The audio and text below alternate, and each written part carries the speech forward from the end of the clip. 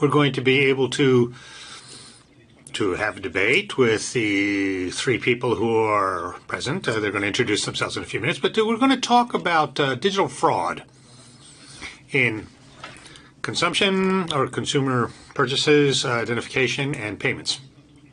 So I'm going to do a little introduction just to sort of set up the debate and the contours of what we're going to talk about.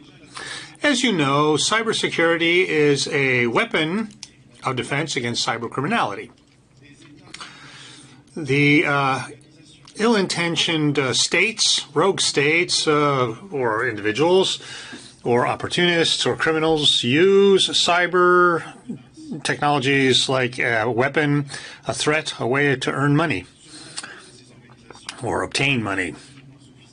These threats are more or less sophisticated, but technologies like artificial intelligence or the lack of awareness of the risks of digital technologies among the general population means that this risk has never been higher. Now, just to mention a few of the threats, we had a president of a company in the CAC 40, and there was a semi-industrialized attack you had Lockbit. There's attacks of about 30 million euros. You had Lockbit and other threats that are extorted millions of dollars. Identity theft, very easy to set up, but much harder to prove, is making the life of citizens awful.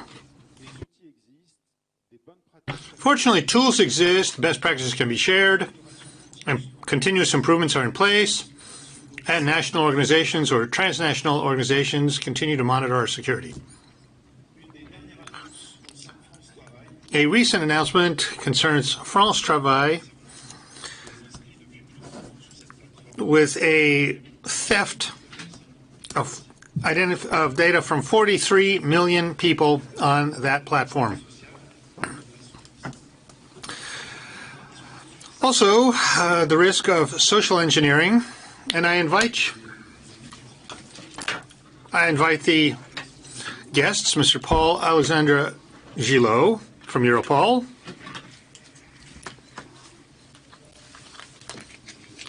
I think you might be able to say a quick word about what you're doing at EUROPOL and maybe remind us of what EUROPOL does. Very good. Thank you very much. Hello to everyone. My name is Paul Alexandre Gillot. I've been working since the last 6 months at EUROPOL.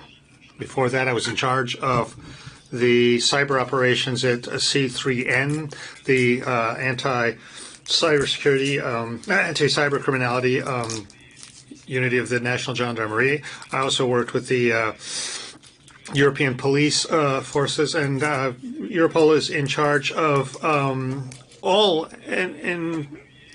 crimes that impact the European Union. So we have high value targets and high risks, and we have what we call the C3C European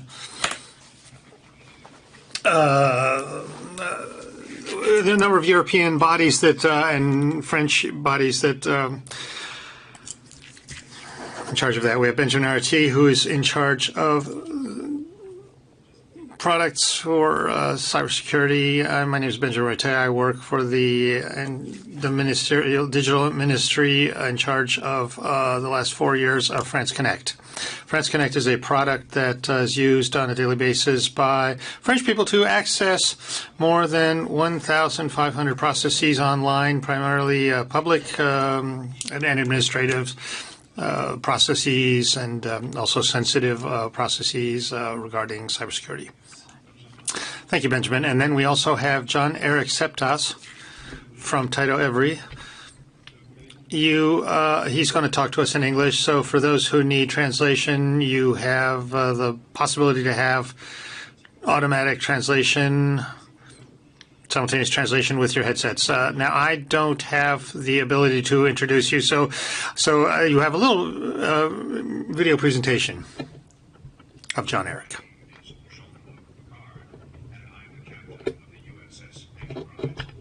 would like to introduce you to my good friend John Eriks at SAS, who is working with financial crime prevention. He will be talking about using AI for committing and preventing fraud. Be aware that anyone, including all of you in this room, can be fooled. Do not believe what you see or hear. But now, over to you, John Erik. Thank you, Jean-Luc, for that lovely introduction. 3 reasons I made this video. One, I'm a Star Trek fan, that's obvious. I wanted to see how easy it is to create, and it took me a couple of hours to create this. I pulled down some recording from the TNG show. I did a voice, etc. I did a script, etc., and I created this. And also to show that this is a real problem going forward. It's so easy. Anyone can make these deepfake videos, and I call it hacking people. The fraudsters will go the least resistance. Instead of trying to hack the systems, of course they do that as well, they now start hacking people. They already do that. We get phishing emails that, sends you a link and so on. We have a big thing with fake account frauds, where the fraudster call and pretends to be the bank and asks you to transfer the money. They trick you into using, in Norway we have the bank ID, they trick you to use that to get your money. And I'm sure you're familiar with the CEO fraud, where you get an email from the CEO saying, well, it's this urgent, you need to pay out now. Imagine the CEO fraud on screen. You're seeing the CEO, you're listening to him, he's talking to you, convincing you to transfer this money. That's what I call hacking people, and that's a huge problem.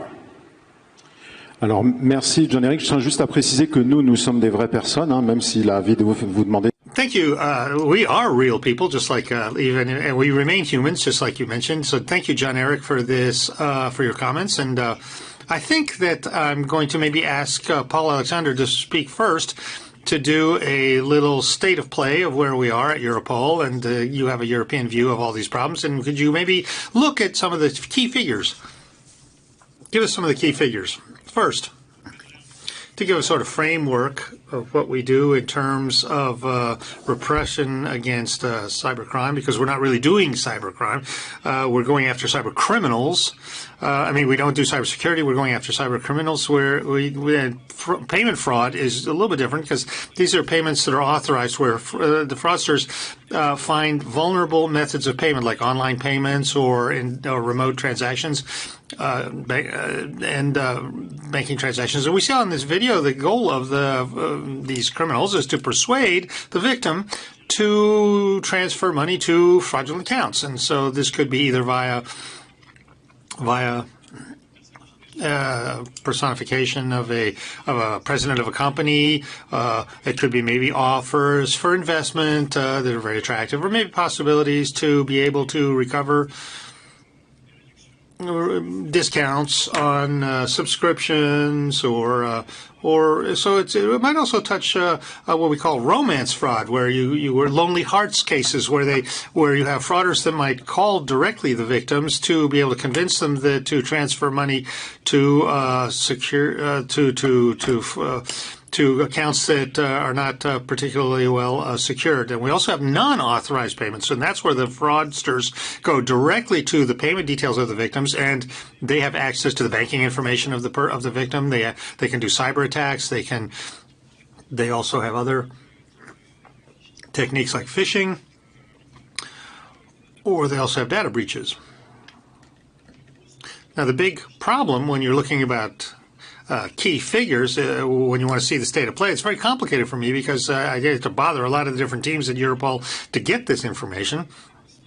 They are the ones who handle these fraud cases for digital fraud, because quite often we have a lack of awareness of because a lot of people don't complain. They don't file complaints, and not throughout Europe. And I'll get back to that issue later. But once again, it's not just a question, but it's really to indicate there's a real trend here. There's a real movement that we can really see but it's hard to get key figures that are accurate. But the latest. The FBI, latest figures from the FBI says that there's about a 10% increase in complaints for fraud, that is to say, where they signal that they were victims of a fraud, and 10% increase in financial loss. So when you look at the age population targeted is between 40 and 50 years old. Quite often, we also have a second part that's over 60 years old, where they have even bigger losses of money. Why 40 to 50 years? I can understand going after the older generations, because maybe they have who have a harder time understanding, digital technologies. Well, I think you can understand these figures when you look at the attraction of that age tranche and the desire to start to. You maybe have a little bit more capital, you have a little bit more money, and you want to diversify your investments. You're starting to look for new possibilities to invest your money. And you can see currently that the criminals are really adapting as well, from each year. In 2023, for example, we saw in a lot of classic investment fraud, but there was also an increase of about 53% on investment fraud by cryptocurrency. So they understand the new trend, the desire of people to look at the prospects for investing their money in, for example, in Bitcoin. You can see that Bitcoin is rising, and so you see a lot of fraud with cryptocurrency that's increasing. You can see the countries that are really affected by this. Not just in Europe, but internationally, you see the United States, the United Kingdom, Canada that are at the head of the list. But in terms of Europe, France, unfortunately, is the number one country in terms of victims of cyber fraud. So, and cyber criminality of this nature. And so France is the number country in Europe hit, and then Germany close behind. Is that related to its financial capacity, or there are other reasons why France is targeted specifically? Once again, it could be explained by two aspects. Indeed, with regard to the economic health, maybe also with the need after the COVID crisis to look to more personalized investments. But France is also, I was talking earlier about the fact that very few victims file complaints, and so.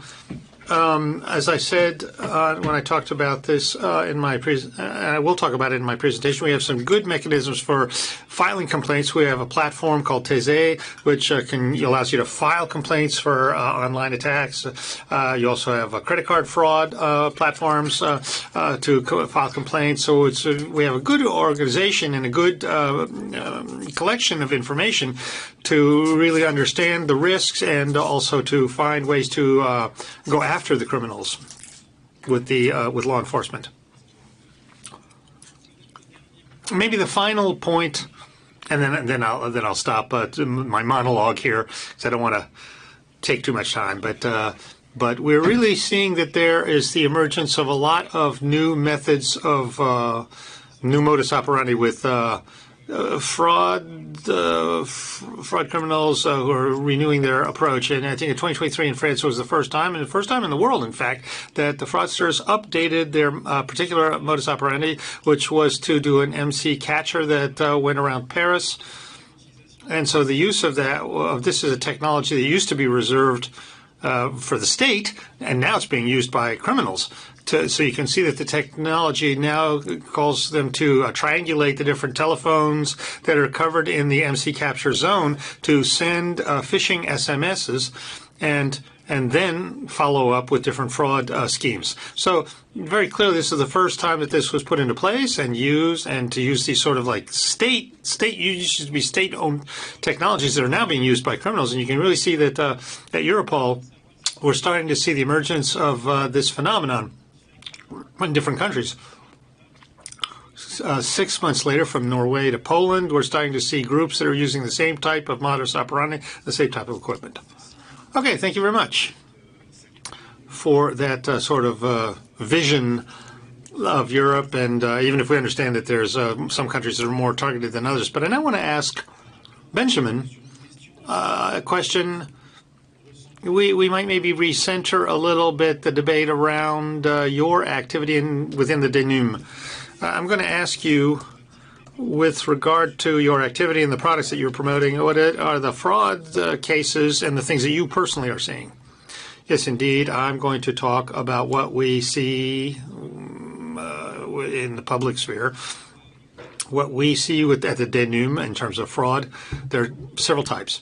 The first is through France Connect. It's notably fraud for subsidies from the state. People that pretend to get aid, and they're going to pretend to be they're going to steal the identity of real users to get their subsidies, to get their funds. So there was a case that happened in 2022. This is a fraud in the training accounts. So people pretended to be real users to collect the money that was due to those people for training. And so they got subsidies from the state that was supposed to be for the training of these people, but that was actually embezzled by these criminals. And this is a big case that happened in 2022. We had other cases. We have my Prime Renov for our energy renovations. So these are subsidies from the state. And so the idea, so fraud is this is really to get subsidies from the state, or you can also see other types of fraud, which will allow criminals to get access to sensitive data to do financial transactions. For example, they changed the banking bank information, the RIB, the bank ID information, and that allows. And so they change the bank account number so that the money goes to their bank account. So, for example, they get the retirement income, the pensions from people. And so these are two types of fraud that allows people to get state subsidies and state aid funds. And we also have embezzlement or people who collect sensitive data, which will allow them to get identification data, justifying documents for their identification, which will allow them then open a loan or get a credit from a bank in the name of that person. And the third type of fraud is getting access to sensitive data for health. Now, could you maybe give us an idea of the type of mechanism that they use for those three types of fraud that you just mentioned? Well, it's really based on identity theft. We have different mechanisms depending on the identity that's used to access these processes. So you can, if the identification mechanism, for example, is weak, low security, we can observe more and more phases. You have phases with a lot of phishing to collect a certain amount of information, like the passwords or other identification elements from the users, from the potential victims, and that will allow them then to sell that to other people who can access those accounts to then access the different processes or even access funds themselves. John, I have a question for you. We're going to go then next to Paul and Alexander, but first to you. What are, we have an idea, but maybe you could clarify a little bit more. What are the objectives of these criminals in terms of payment? Because you're primarily involved in, you're more involved in payments. So what are the risks? TR06 is a service provider. We provide services for banks to help them fight financial crimes. I'm specifically in the financial crime prevention unit. Of course, the goal is money. I mean, they want to increase their funds.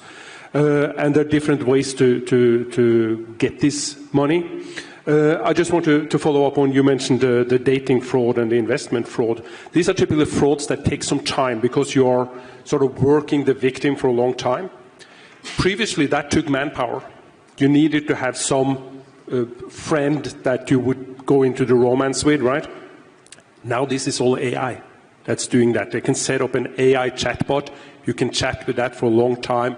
You sort of massage the victim for a long time before you actually get people into it. But of course, yeah, the end goal is to get money. We're seeing different kinds of that. It could be like emptying the account. I mentioned the safe account fraud. I mean, you're told your account is under threat. You need to move your money to a safe place. And the safe place is, of course, the fraudsters. Also, you can take up a mortgage. Back in Norway where I live, we use the bank ID for everything. I can use the bank ID to sign up for a loan or a credit card. And it's all about getting access to these mechanisms so they can get either a loan, a credit card, or get access to your fund and move them out. Or, as you mentioned, the investment fraud, trick you to go to sort of a fake investment site, have you do investments. This takes over time. You can see you invest over time, you see your funds increasing, until the day you say, okay, now I want to extract my funds.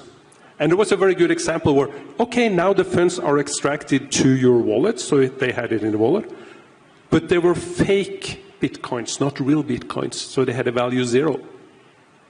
And, yeah, they lost all their money. Alors, merci. Donc, comme j'avais dit, on va revenir Paul Alexandre. Hein, Thank you. We're going to go back to Paul Alexander, but we understand that the interest is financial gain, but maybe you can talk about the different ways of managing these fraudulent gains. We talked about cryptocurrencies. Maybe you want to talk about this subject of cryptocurrency fraud. Indeed, I agree. I agree totally with. I'm not going to paraphrase what was just said, but there's the main gain, the main motivation, whether it's direct with the use of payment data or personal information to get information sent to fraudulent accounts, or through direct by reselling information that they sell through the dark web. In terms of mechanisms, we're talking about cryptocurrency, for example. Indeed, in most of these digital fraud cases, it's more often, I would say, equally distributed between all the things that are classic bank transfers and money laundering through channels that already exist, like, as you mentioned, in a recent case, when you have some of the funds that go to countries like Israel for money laundering purposes, or even and then for cryptocurrency, we also are seeing the same mechanisms that you have with traditional money. Traditional currency, you have the use of mixers, which are sort of compensation chambers, if you will, and you also have swappers with the possibility of exchanging one cryptocurrency to another to go to sort of anonymous cryptocurrencies. And we're also talking about fraud in terms of what we see for Europol. We see also real dematerialization of this type of fraud, because we're seeing more and more what we call crime as a service, with different platforms that are set up by facilitators who make available to the criminals, the fraudsters, a bunch of technological solutions that help them to make these crimes.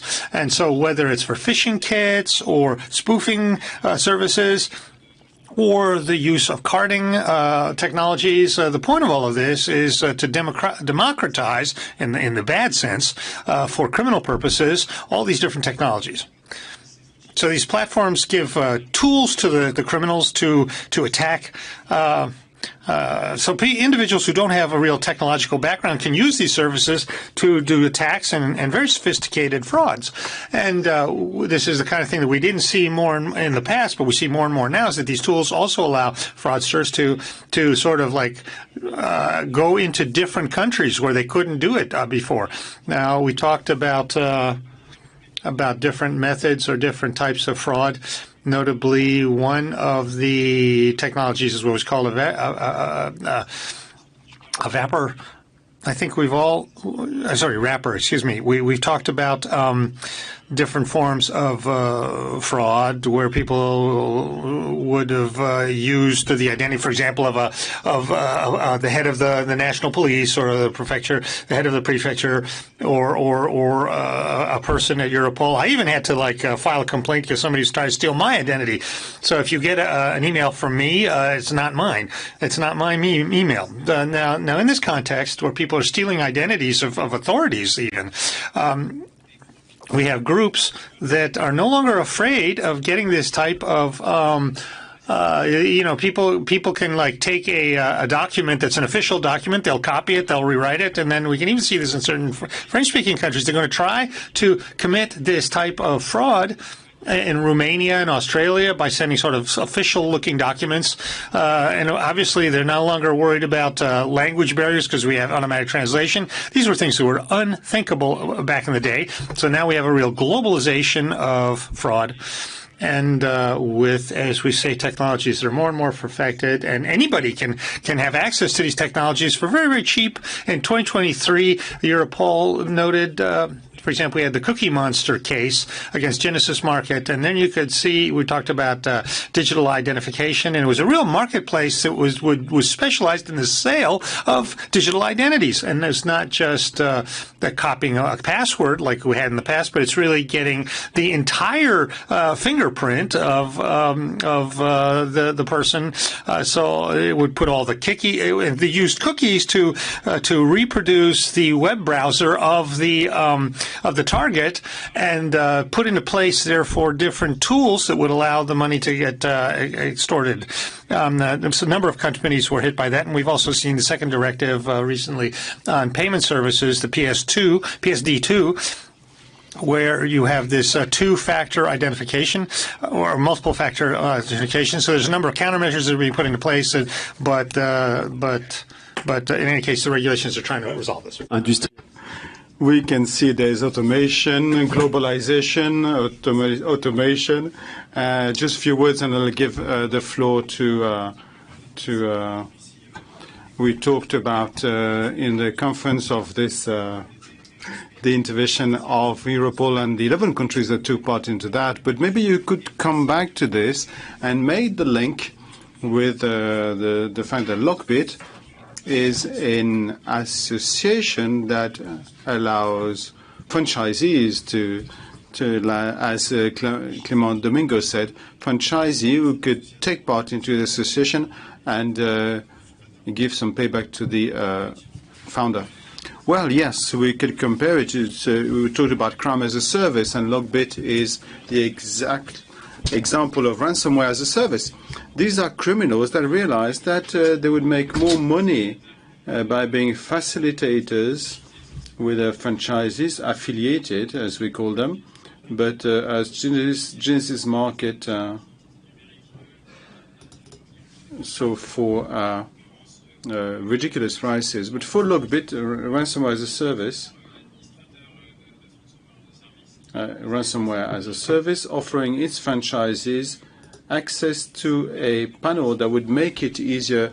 A ransomware attack that's supposed to be sophisticated, requiring a lot of technical skills, with a panel that allows full automation of all the actions that a cyber criminal should have, or at least a group of cyber criminals should master alone. So it went through the initial access. You had all the necessary tools for the stealer for steal data's exfiltration through Steelbit.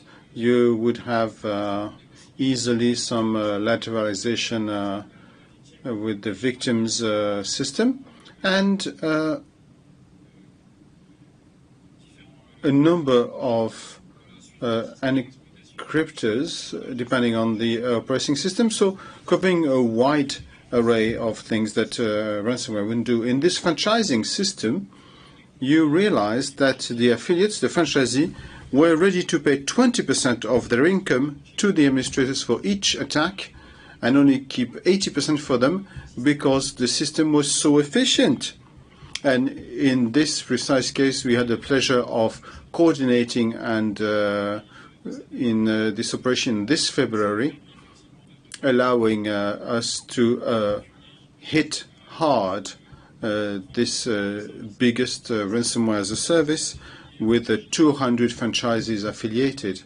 So in terms of impact on the ecosystem of the cyber criminals, but also for the benefit of victims, we had a major impact. But that operation was a bit specific, and I want to spend too much time, but the whole process was done. At Europol, we tend to do that, not just compromising the infrastructure for criminals, but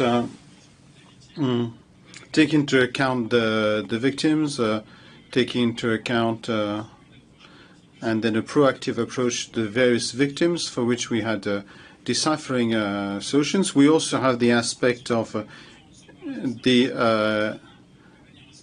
making sure that the affiliated do not use this program. Then if they continue using this program, the information that we retrieved against them will allow us to lead a number of operations against the network later, and use the use of the infrastructure to communicate on the various actions of the police with an attack of administrators particularly, but also affiliates up to their personal accounts, with the sizing and the closing of 14,000 accounts with a number of hosting companies used by affiliated. Thank you for this detailed information. As we've seen, we have on the one hand really well-organized fraudsters with more and more complex tools that are simplified to allow any user to use them in an industrial scale. And I have a question for John-Eric before I give the floor to Benjamin. John-Eric, we've seen that you've got this ecosystem we just talked about. What are the resources? What do we have today to first detect the frauds and prevent them? So this is an important thing we are working with. And a central part of that is transaction monitoring, both account transactions and card transactions. And looking for any abnormalities.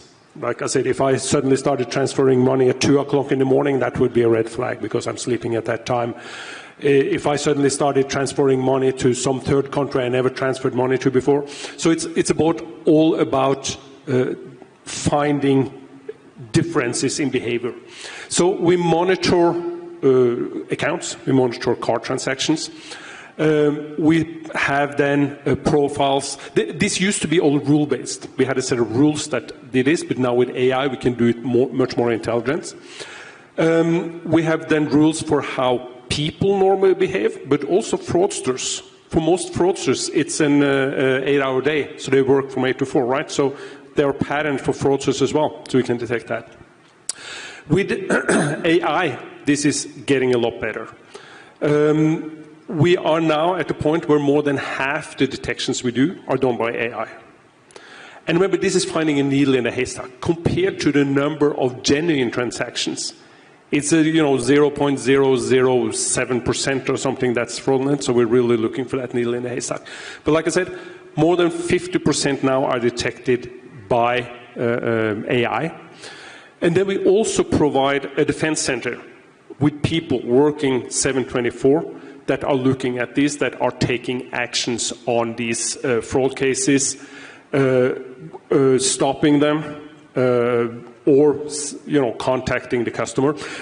Back to the dating or the romance fraud, we have a challenge there because sometimes we say, this is a romance fraud. For sure, there's no doubt about it. We get in touch with a customer and saying, you know what, you're being frauded. We want to stop this transaction. But no, they insist. No. This is to help pay the medical bill for the grandma or whatever, nitwit story they've gotten. So they've really been hacked by the AI and the fraudsters. So, but yeah, it's about monitoring transactions, detecting abnormalities. Merci John-Eric. Benjamin. Thank you, John-Eric. I'll give you the floor back, Benjamin. We have tools, and we understand that we could put layers upon layers of processes to strengthen this individual protection. So how do you at France Connect strike the right balance between the user friendliness and maximum security?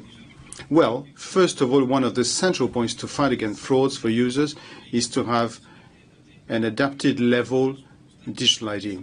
What we are seeing today is that we have some proceedings that require a low level where login and password will be enough. However, we must also have some more secure digital identities for more sensitive approaches and proceedings.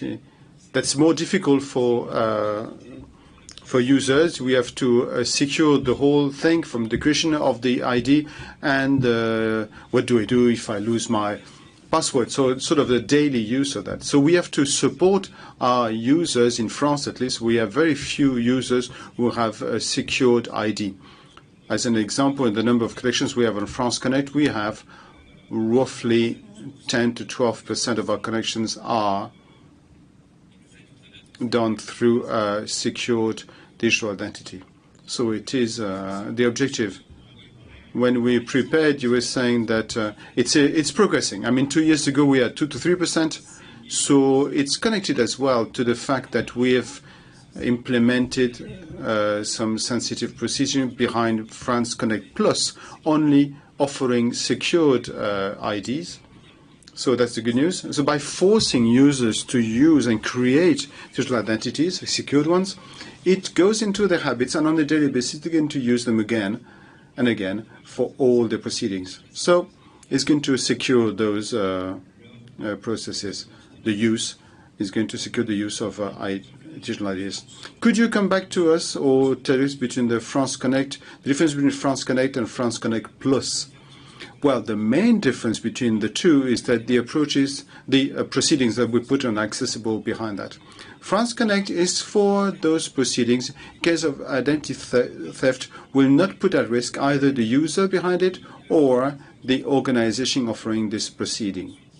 Now, if an organization has proceedings that in case of identity theft will put at risk the user, we saw it earlier on with the training account or hacking all the training credits, or put at risk the organization.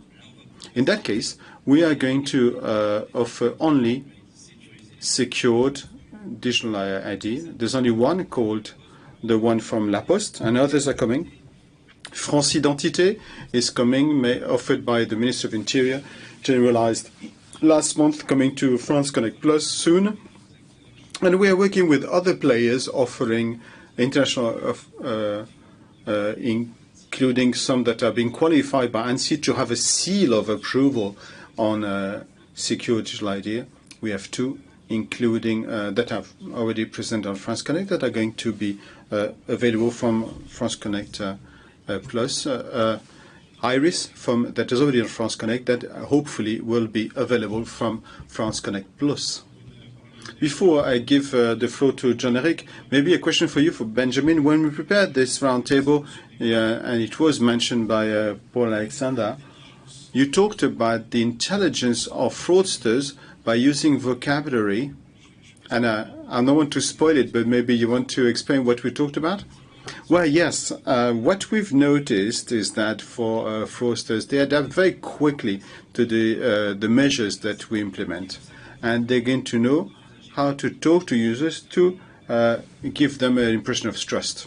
We've noticed, for example, in the various techniques they've used on calls, for example, they pretend to be France Connect or La Poste or even other services to support users in the creation of the digital identity, and really are going to create more trust than we managed to do, and are going to support users in creating this digital identity, which is not easy to create actually, and with the final intention of using this process so that users create that and so they can use it for fraud. So we've seen that. We talked about solutions for citizens and users, but in addition we've seen that the percentage went 2 to 12, which remains low. Unfortunately, John-Eric, it is the same thing in companies. I think that we are still lacking awareness, culture, support. Maybe you could tell us more about that. What are the resources to support companies to raise the awareness of the employees to that? Yeah, of course, awareness is important to know that this is going around. But then again, as said, the fraudsters are getting more and more clever. They're hitting the weakest link, which is the people, and trying to get access through people. And we need to educate people, make them think twice about, does this feel right? I'm also talking about double controls, right? Instead of having, if just one person being able to do a large transfer, both me and you have to confirm the same transfer. That's going to help a lot. One thing we're seeing interesting in these days of, instant everything, every payments, everything should be instant. A Swedish bank recently introduced a saving account with a 3-day delay, right? So if you say you want to get money out on that account, well, it takes 3 days before you get the money. That gives the user time to think, wow, was this right?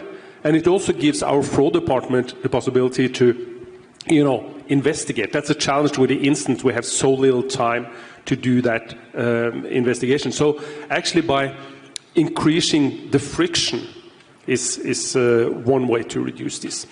But also then verification. Let's say you do get a call from the CEO saying, like a video call. More and more products are now coming where you can do face-to-face verification. So, for example, the Swedish Freja EID, I can show a QR code. Anybody could scan that QR code to verify it's me.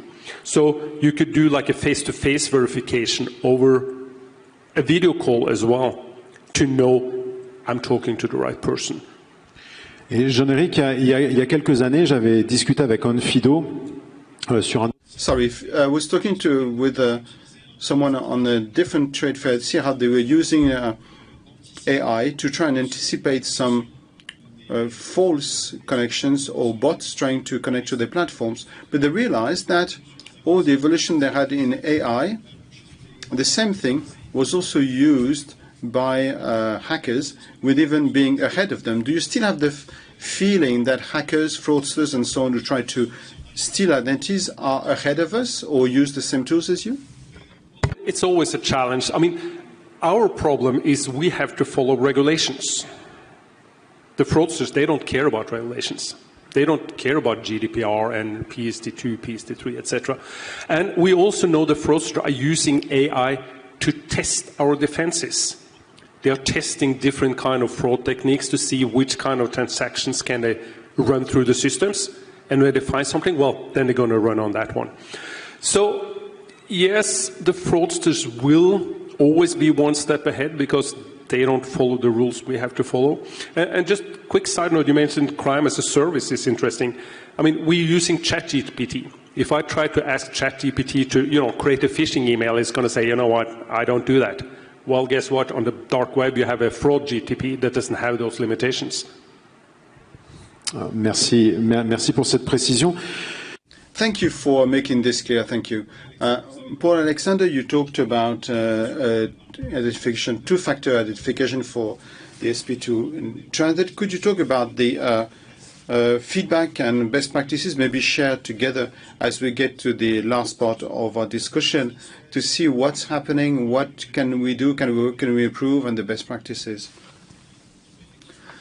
Well, yes. When we talk authorized payment, thought about the human being the linchpin in this case, the victim, and all the engineering around it. It says that will help the fraud happening. Best practices to be implemented is clearly to launch more awareness campaigns targeting various categories of population, because the angle of fraudsters is going to be different depending on the category of population that they target, depending on the technical skills of potential victims. So there is an education effort to be made. We're talking about digital identity and the process to create it. For someone who is a newbie in this, it's more or less complicated. And I would be happy to have this kind of support, rather from a fraudster or from a legitimate employee. Next to this, of course, there's and this is something that is really the latest trend, but I think it is going to make a difference, is the public-private partnership. There's an example that worked quite well, actually, that we pushed at Europol. Is an initiative from Finland, who launched a major national initiative with, on the one hand, the regulators and then the police and the telecom partners. It was an anti-spoofing initiative so that we could systematically, thanks to 3 players and the private-public partnership, systematically detect and stop all calls from abroad to Finnish numbers. Just by this, it was amazing how a reduction of 90% of spoofing attacks. It's not much, but it is something that actually was striking, and we're trying to promote it even more. Now, I'm, of course, being my own advocate here, but we really encourage people, and I was saying that when I was in France, to lodge complaints to even for small frauds, because sometimes it could be just 100 or 1,000 euros. The problem is that if these amounts, this means that it could have been done massively, and therefore you're not the only one to have been hit.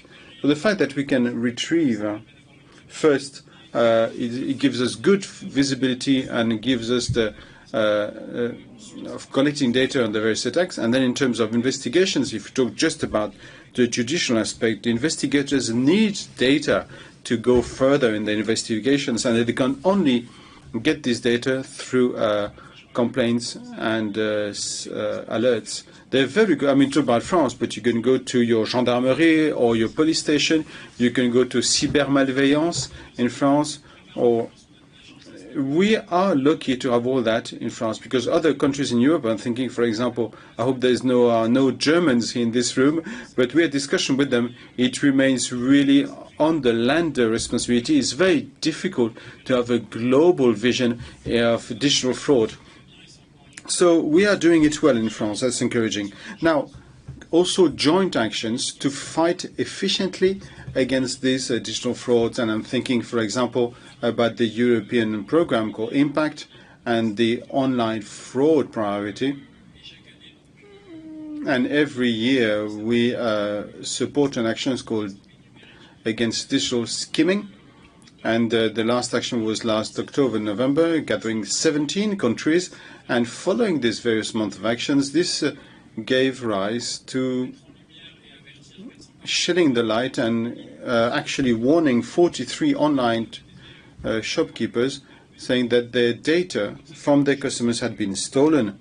So this is something we are encouraging, and of course we have to go for that. And once again, it's only normal, but as being part of a European agency of police cooperation, I really think that cooperation and sharing information is key at national level. And in this panel, it so happens that it's interesting because we have 3 opinions that are totally complementary on the perception of the issue and how we can solve it.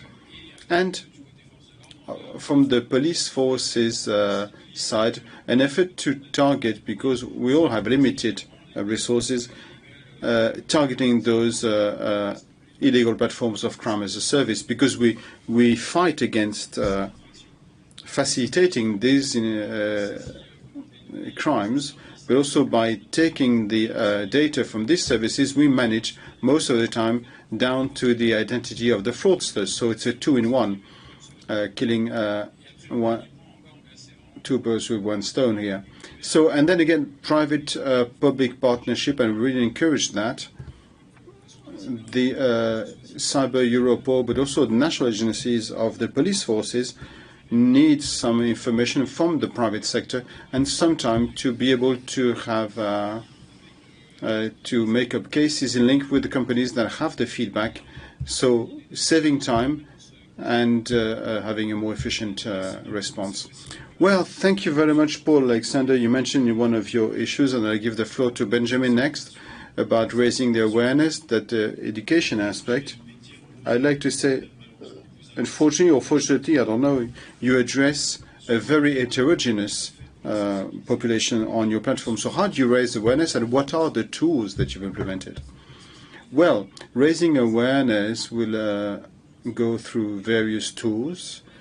First, through the tools we have in the identifying faces, we're going to raise awareness on the fact that when you actually use digital ID, there will be a number of messages sent to users to tell them do not enter do not enter an authentication you are not the origin of.